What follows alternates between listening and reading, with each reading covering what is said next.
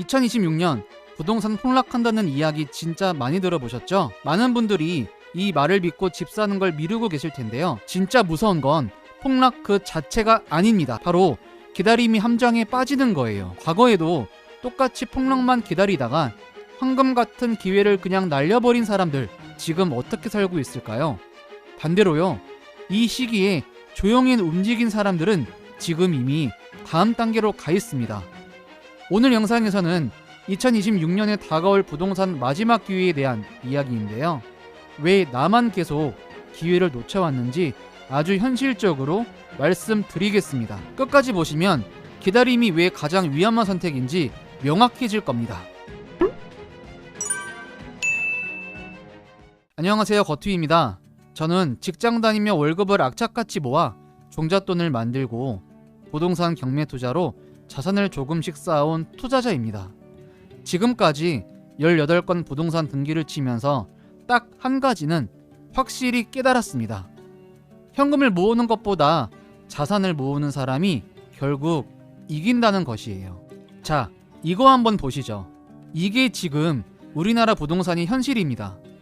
대부분의 사람들은 가격이 더 떨어지길 기다리면서 시장 붕괴를 걱정하죠. 그런데 부자들은 지금 뭘 하고 있을까요? 바로 지금 서울의 핵심 입지 아파트를 경매에서 시세보다 높은 가격에 사들이고 있습니다. 왜일까요?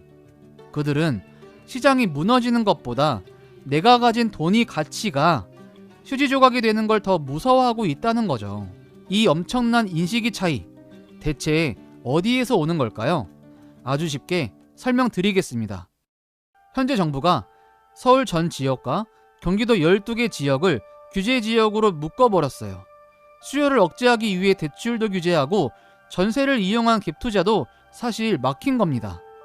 이미 서울 상급지에 거주하고 있어 가만히 앉아만 있어도 자산이 증식되는 현금 부자들은 더 좋은 아파트로 이동하기 쉬워졌고, 출발이 늦어 부동산으로 돈을 모으지 못한 많은 사람들은 이제 내 집 마련이 점점 어려워지고 있습니다.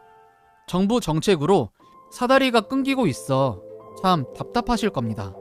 정책으로 이렇게 수요를 억제하는데도 정부의 바람과는 다른 현상들이 지금 나타나고 있어요.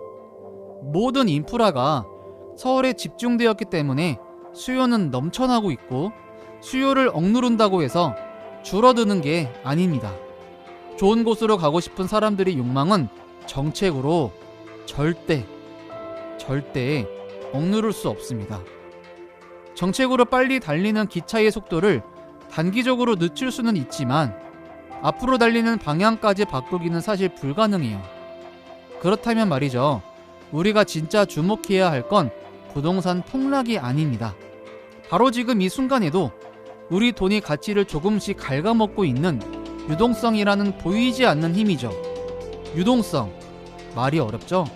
그냥 시중에 풀린 돈이 총 양이라고 생각하면 됩니다. 돈이 많이 풀릴수록 화폐의 가치는 떨어집니다. 현재 우리나라에 풀린 돈이 얼마인지 아세요? 무려 4천조 원입니다. 4천조. 이게 불과 10년 전에는 1,500조 원이었으니까 정말 어마어마하게 돈이 풀린 거죠. 10년 동안 유동성은 약 2.6배가 상승한 거예요. 그럼 서울 아파트 가격은 10년 동안 얼마나 올랐을까요? 2015년 서울 아파트 평균가는 5.5억이었으나 현재 12.3억, 약 2.2배가 상승했습니다. 유동성 양이 증가하는 만큼 서울 아파트 가격도 비슷하게 올랐다는 이야기예요. 시중에 풀리는 돈, 즉 통화량은 매년 7%씩 늘어나고 있습니다. 그런데 우리 월급 인상률은 평균 3%가 채 안 됩니다. 이게 무슨 뜻이겠어요? 맞습니다. 월급 빼고 다 오른다는 말이 푸념이 아니라 정확한 데이터로 증명되고 있는 현실이라는 겁니다. 정말 아무것도 안 하고 저축만 하게 되면 매년 가난해지고 있다는 거예요. 그럼 정부가 왜 돈을 계속 푸는 걸까요? 아니, 왜 줄이지 못할까요? 전직 간호사인 만큼 아주 쉽게 비유해드려 보겠습니다. 코로나라는 전례적인 위기를 겪으면서 경제를 살리기 위해 정말 어마어마한 돈을 쏟아부었잖아요. 이제 우리나라 경제는 유동성이라는 링거 없이는 버티기 힘든 일종의 중독 상태가 되어버린 거예요. 갑자기 링거를 빼면 환자가 쇼크 사는 것과 같죠. 과거 데이터를 보면 이 흐름이 너무 명확하게 보입니다. 유동성이 폭발적으로 늘었던 시기에 자산시장은 그야말로 불타올랐고, 금리 인상으로 잠시 주춤했으나 결국 유동성이 고개를 들자 자산시장이 언제 그랬냐는 듯 반등했습니다. 돈이 풀리면 자산 가치는 오른다. 아주 단순한 원리죠. 그러면 거대한 돈이 홍수 속에서 우리는 어떻게 돈을 지켜야 할까요? 그냥 휩쓸려 가야 할까요? 핵심 전략은 바로 이겁니다. 현금의 가치가 계속 떨어지고 있는 세상에서는요, 현금을 악착같이 모으는 게 능사가 아니에요. 오히려 빚, 레버리지를 지렛대로 삼아서 가치가 오르는 자산을 소유해야 한다는 거죠. 이게 너무 추상적으로 들릴 수 있으니까 제가 직접 경험한 구체적인 사례를 보여드리겠습니다. 2020년에 5억짜리 아파트를 4억 5천만 원의 경매로 낙찰받았습니다. 그런데 정말 놀라운 건 대출 금액입니다. 무려 90% 4억 1,500만 원을 대출받은 거예요. 이게 바로 레버리지 마법입니다. 보세요. 내가 갚아야 할 빚 4억 1,500만 원은요, 매년 7%씩 가치가 떨어집니다. 다시 말해 저는 갚기가 점점 쉬워진다는 거죠. 반면에 내가 가진 아파트의 가치는 계속 올라가죠. 이건 인플레이션을 적으로 돌리는 게 아니라 내 편으로 끌어들이는 전략인 겁니다. 당시 월급이 적었기에 대출을 최대한 이용할 수밖에 없었는데요. 대출 이자는 허리띠 졸라매면 낼 수 있었기에 조금은 두려웠지만 과감하게 선택했습니다. 내가 지금까지 열심히 모아놓은 투자금을 한 푼이라도 줄여야 경매로 다른 부동산을 싸게 살 수 있는 거잖아요. 심지어 대출 이자는 세입자 월세로 그냥 해결했고요. 사실상 임차 보증금까지 합하면 내 돈은 거의 들어가지를 않았습니다. 만약 아무것도 안 하고 일만 하고 있었다면 자산을 모으기 쉽지 않았을 거예요. 경매의 진실을 알기 전까지 정말 고생을 많이 했습니다. 누가 조금만 더 빨리 알려줬으면 더 많은 자산을 모았을 텐데 아쉬워요. 조금은 늦었지만, 재능도 없었지만 하고 싶은 거 하면서 살 수 있는 미래를 꿈꾸며 정말 열심히 경매를 했습니다. 부동산 양극화는 이미 진행된 지 오래되었어요. 서울 아파트 중에서도 최상급지 아파트를 보면 압구정 현대아파트 34평이 최근 70억에 거래되었고, 강남과 접근성이 좋은 동네는 상승 흐름을 완벽하게 타고 있습니다. 하지만 입지가 좋지 않은 지역은 가격이 몇 년째 제자리이거나 하락세를 피하지 못하고 있어요.